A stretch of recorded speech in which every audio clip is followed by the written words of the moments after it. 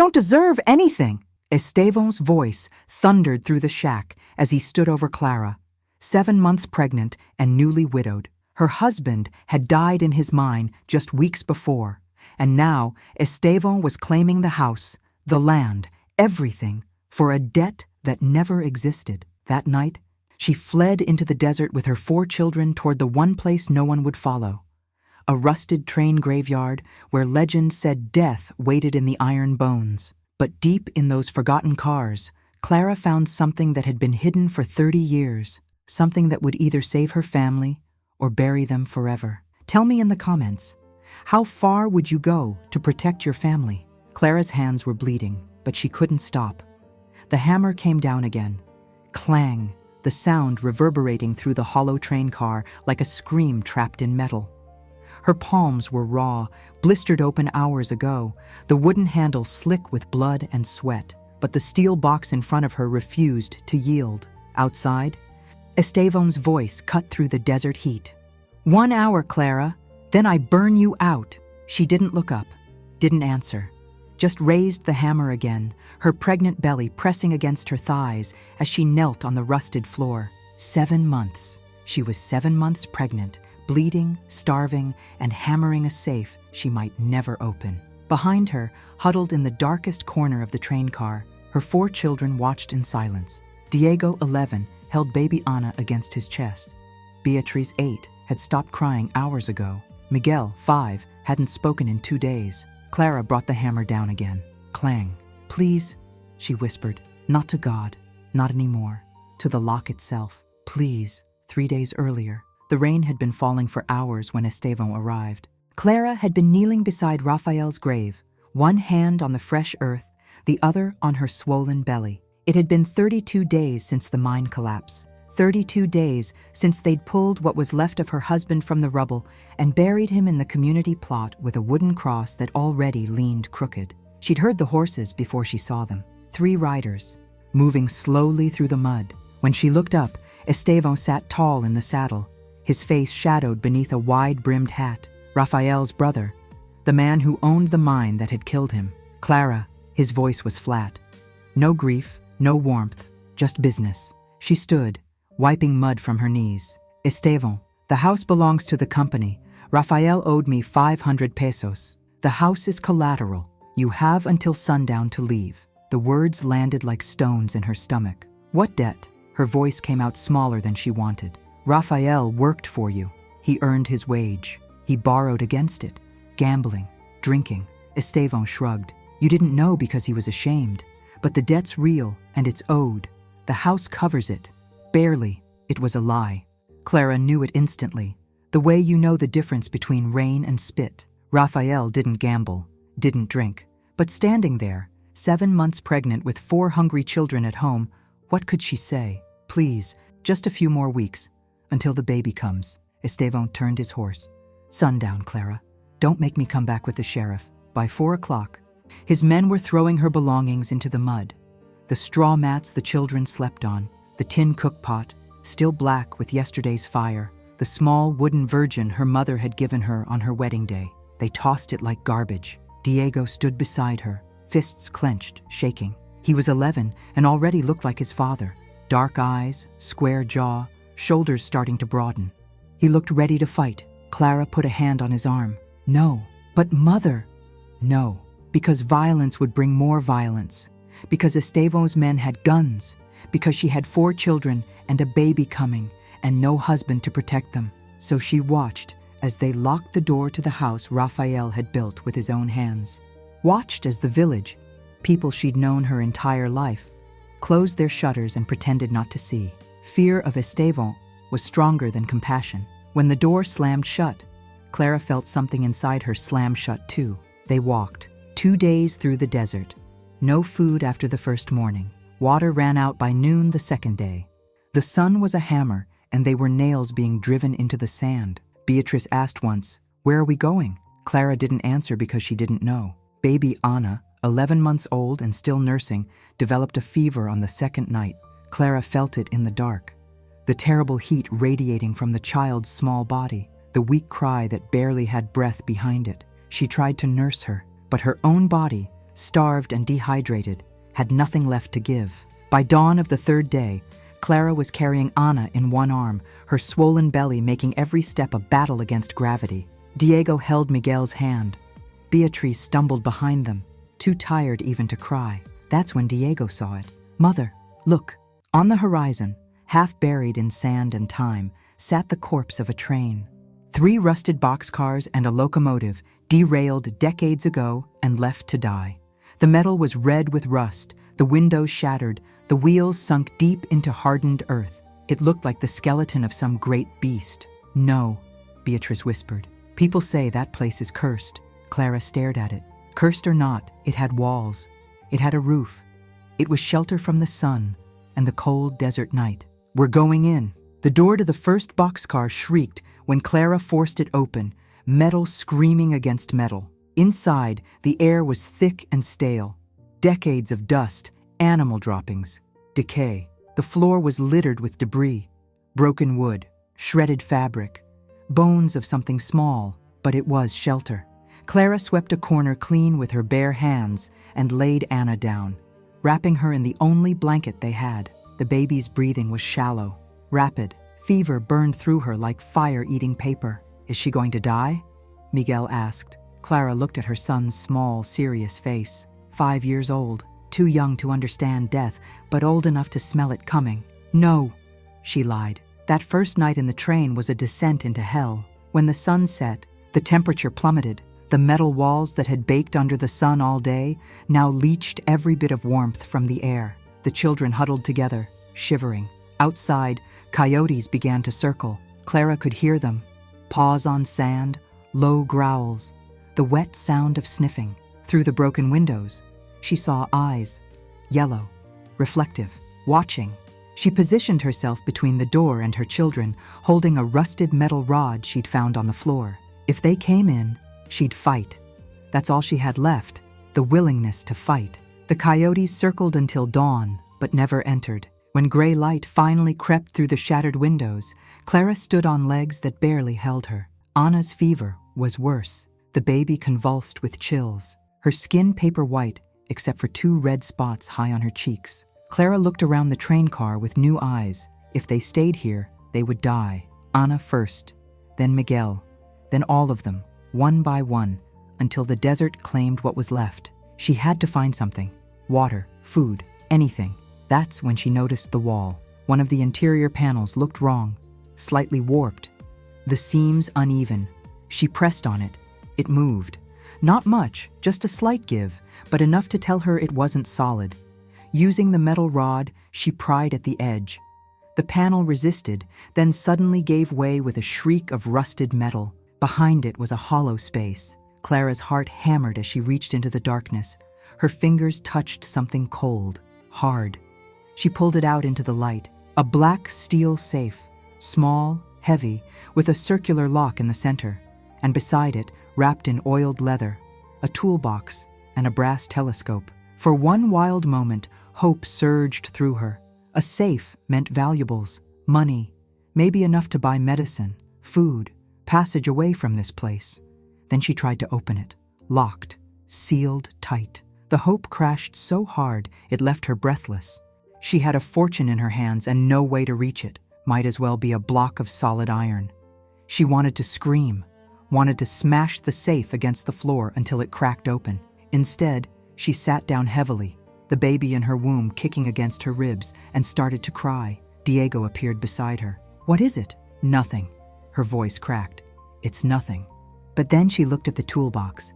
Inside, wrapped in the same oiled leather, a small hammer, a chisel, a pry bar, all rusted but functional. She looked at the safe, at the lock, at her children dying slowly in the corner. And she picked up the hammer. The first blow was awkward. The hammer struck the chisel wrong, glancing off, the sound sharp and ugly. The second was better. She positioned the chisel against the seam where the door met the frame and swung with everything she had. Clang. The sound filled the train car like a bell. Diego and Beatrice looked up, startled. Miguel covered his ears, but Clara didn't stop. She hit it again and again, each blow a prayer, each impact a refusal to surrender. Hours passed. The sun climbed, turning the train car into an oven. Sweat poured down Clara's face, mixing with the dust, stinging her eyes. Her hands blistered. The blisters popped. Blood made the hammer handle slippery, but she kept swinging. Clang, clang, clang. It became a rhythm, a meditation. The only thing that mattered was the next swing, the next tiny chip in the steel. She didn't think about Anna's fever, didn't think about Estevo, didn't think about anything except the lock that refused to break. On the second day, a woman appeared. Clara was so deep in her trance of hammering that she didn't notice at first. Diego saw her, a small, ancient woman with white braided hair, standing in the doorway of the train car like a ghost. "Mother," Diego whispered. Clara spun, raising the hammer defensively. The old woman raised her hands, showing empty palms. "Peace, child. I'm Dona Remedios. I live over the hill." She nodded toward Anna, still burning with fever in the corner. "The boy came to me yesterday, said his sister was dying." Clara's throat closed. "I didn't send him. I know. He came on his own. Smart boy." Remedios stepped inside, setting down a worn leather bag. "Let me see the child." For the next 6 hours, Remedios worked. She brewed bitter teas from dried herbs, made poultices of mud and crushed plants, sang songs in a language Clara didn't recognize. By sunset, Anna's fever broke. The baby's skin cooled. Her breathing steadied. Clara wept into her hands. Remedios packed her things. Clara tried to offer payment. She had nothing, but she tried, and the old woman waved her off. "Keep what you have. You'll need it." Then, as she turned to leave, Remedios paused. "You should know, Estevan is telling the village you poisoned your husband. Says you wanted the land for yourself." The words hit Clara like a fist. "That's a lie." "Of course it is." Remedios's eyes were sharp. "But lies told by powerful men become truth. If you go back to that village, they'll hang you." After she left, Clara sat in the dark, holding Anna, feeling the weight of it all. She wasn't just fighting for land anymore. She was fighting for her life, and she had 7 days to do it. "The railroad company is coming," Remedios had said before she left. 1 week from today. "They're dismantling the train for scrap metal. When they come, they won't care who's inside." 7 days. Clara looked at the safe, at the hammer, at her bleeding hands. She picked up the hammer again. On the 4th night, one of Estevan's men came. Clara heard him before she saw him. Boots on gravel, the creak of the train car door. She grabbed the pry bar and moved silently to the entrance. He stepped inside, eyes adjusting to the dark, and that's when she swung. The bar caught him across the shoulder. He yelled, stumbled. Clara swung again, aiming for his head, but he ducked. They crashed into the wall, grappling. Then Diego was there, biting the man's arm. Beatrice threw sand in his face. Miguel kicked his shins with tiny, furious feet. The man, overwhelmed by a pregnant woman and 3 children fighting like cornered animals, broke free and ran. Clara stood in the doorway, panting, the pry bar still raised. Her children gathered around her, breathing hard. "We're not victims anymore," she said quietly. "We're survivors." On the 5th day, Clara did something she would carry with shame for the rest of her life. Remedios came again to check on Anna. While the old woman worked, Clara saw it. A cloth bundle in Remedios's bag, loosely tied. Inside, she glimpsed a sweet potato, roasted and wrapped. Clara's stomach clenched with hunger so fierce it made her dizzy. She glanced at Remedios, bent over Anna, reached into the bag, took the potato. She ate it behind the train car, tears streaming down her face. It was theft, from the woman who'd saved her daughter, and she hated herself for it. But her baby needed food, and desperation made thieves of saints. On the 6th day, Estevan came. Clara heard the horses at sunset. She climbed onto the roof of the train car with the brass telescope and saw them, Estevan and 4 men, carrying torches and cans of kerosene. His voice echoed across the desert. "Clara, I know what you found. Give it to me, or I'll burn you out." She descended back into the train car. Diego looked at her with wide eyes. "What do we do?" Clara picked up the hammer. "We open it. Now." She attacked the safe with renewed fury. Every blow was against Estevan, against the mine that killed Rafael, against the village that turned its back, against every injustice that had brought her to this moment. Clang, clang, clang. And then, from beneath the train, something moved. A man, or what was left of one, crawled out from the shadows. His beard was gray and matted, his clothes barely rags. His eyes burned with feverish clarity. Miguel screamed. Clara raised the hammer. The man lifted his hands. "Wait." His voice was ragged, barely human, but his words were clear. "You're hitting the wrong place. It's not the lock, it's the hinge." He pointed to the back corner of the safe. "There, hit there." Clara stared at him. "Who are you?" "Captain Ignacio Rivas. I've been guarding this train for 32 years, waiting for someone who needed it more than I did." He picked up the chisel. Together, they hammered in unison, Clara and the ghost. Clang, clang, clang. Then Esteban burst through the door, revolver drawn. "Stop!" He saw Ignacio, and his face went white. You're dead." "Not yet," Ignacio rasped. Esteban aimed at Clara. "Move away from that safe." Ignacio stepped between them. Esteban fired. The gunshot was deafening in the metal space. Ignacio staggered, a red bloom spreading across his chest. He fell, but the vibration from the gunshot traveled through the floor, up through the safe. The weakened hinge, tortured by days of hammering, finally gave. The door creaked open. Inside, documents, thick bundles of paper sealed in leather. Clara pulled them out with shaking hands and saw the seals, official stamps, signatures, dates, land deeds, stock certificates, a will, and a letter signed by a mining engineer, confessing that Esteban had paid him to weaken the support beams in Section 9, the section where Rafael died. Murder, fraud, theft, all of it, written in ink. Esteban's face went from white to red. "Give those to me." "No, I'll kill you. Then your men see you murder a widow over stolen land. You'll hang either way." Esteban looked at his men, saw the doubt in their eyes. They'd followed him for money, not for murder. His hand trembled on the gun. Then, desperate, he hurled his torch into the train car. Fire caught on the old wood, the dried debris. Flames leaped up the walls. "Burn then!" he screamed and ran. Clara grabbed her children. The documents clutched to her chest and stumbled out into the desert air. Behind her, the train car became an inferno. Esteban ran for his horse, but the animal, terrified by the fire, reared. Its hoof caught Esteban in the temple. He dropped like a stone. The flames spread. Esteban lay unconscious, 5 feet from the blaze. Clara stood at the edge of the firelight, her children beside her. She could save him, could drag him away. She watched for 5 seconds, then turned and walked away. Behind them, Esteban burned. When Remedios found them the next morning, sitting in the sand watching smoke rise from the train wreckage, Clara was ready to confess. "I stole from you, a sweet potato. I'm sorry." Remedios smiled. "I know, child. I let you. A mother stealing to feed her children isn't a sin, but a rich man stealing a widow's land, that's sin."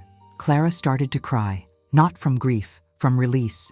3 days later, Clara stood in the village square, documents in hand, with Remedios beside her. The entire village gathered. She read the papers aloud. The deed showing Rafael had legally purchased the land, the engineer's confession of sabotage, the proof of Esteban's fraud. By the time she finished, the village was silent. The mayor, an old man who'd known Rafael since he was a boy, spoke. "The land is yours, Clara. Always was." That evening, Clara walked toward the hacienda with her 4 children. Diego asked, "Are we going home?" Clara, 7 months pregnant, holding Anna, who cooed happily in her arms, looked at the house on the hill. "We're going to make a home," she said. They walked into the sunset. The train burned for 3 days. When the railroad crew came to salvage the metal, they found nothing but ash and bones. No one could identify whose bones they were. No one tried. Clara gave birth 6 weeks later. A girl. She named her Esperanza, hope. And to everyone watching, if this story moved you, if you felt Clara's fight in your own chest, leave a comment below telling me, what would you have done in her place? Would you have saved Esteban, or would you have walked away? Subscribe, because next week's story will challenge you even harder. And remember, sometimes the only way to survive injustice is to refuse to let it break you. Stay strong.